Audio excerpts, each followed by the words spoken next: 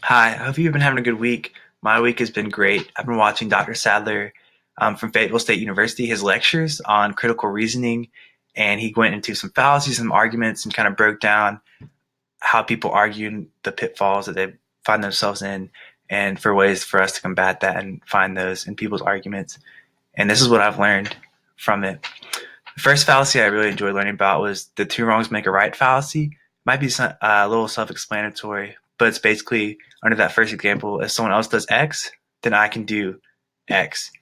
Someone shot my brother in a fight, so I am now able to shoot their brother because it makes it right since they shot my brother.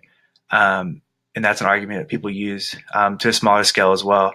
I thought about my own high school experience from soccer penalties. If someone had fouled me, I felt the need to foul them back because if they had fouled me and the ref didn't call it, I felt the need to get revenge or make things equal by fouling them back, and that's definitely not the right thing to do, especially in the sports section.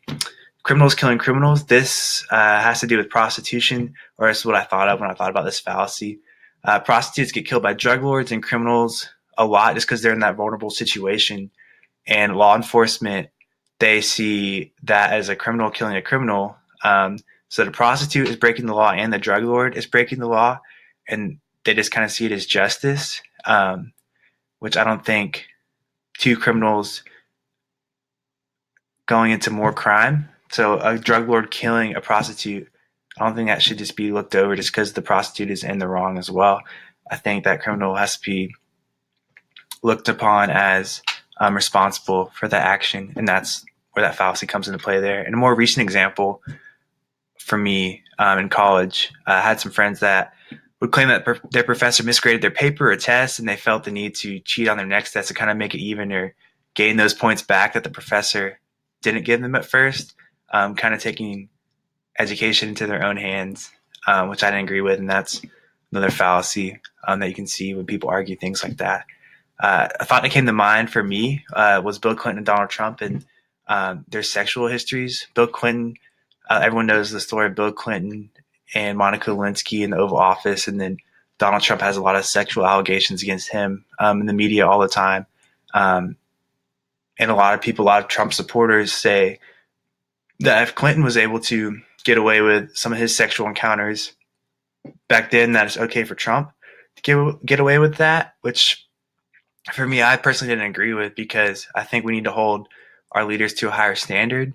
And I think that sexual encounters in nature, the lack of them shows the control of a person, and I think that translates to how they can run a country. Some may not agree with me, but I think that argument for Trump is invalid.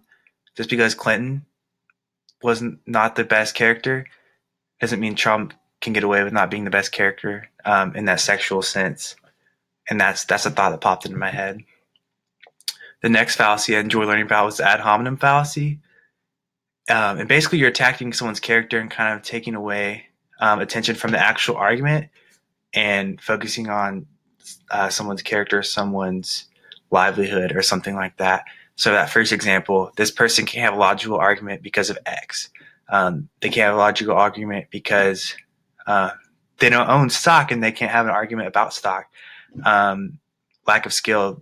Some people claim that a person who has never driven a car before can't have an opinion on cars and traffic laws because they haven't driven a car, which may or may not be true, but it's getting away from the basis of the argument, which is traffic laws.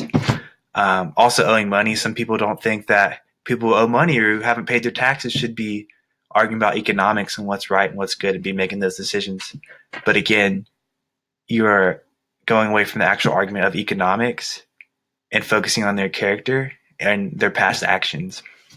Another example I thought of was the inability to read. Some people claim that ignorant people don't have a say in a lot of things because they can't read and understand what's going on in the world, but obviously there are other ways to learn that. And if an ignorant person is arguing with you about, say, politics, you can't disregard his opinion just because he can't read. You can get other opinions from other places, TV, videos, things like that. And obviously that might be a good point, that he can't read and that he can't understand something that's going on, but the fallacy is that you're getting away from the argument. It doesn't mean that's true or untrue. It just means that you're focusing on what you're not talking about. So my thoughts about that, or how to improve that, is asking why. If I'm arguing with a physics professor, a person who has a doctorate in physics, about molecular, the relationship between molecules in the world, if I'd watched all these videos and educated myself well, I still wouldn't be able up to the level of a PhD, I don't believe. So that PhD he could say, okay, you don't have a degree in this field, and I don't think your argument is valid, but that's getting away from the argument. I think a better way to go about that is asking me, like, why I know that and why I think that, and then I can give them reasons, and then we stick to the argument. And I can go the other way too for other people. If I'm arguing with a 3-year-old kid about saving money, I can obviously say, I don't think you should spend that money because you're 3 years old. You don't know what you're talking about. I can be like, why do you think you should spend that money here? And then let him give me a reason to win the argument that way.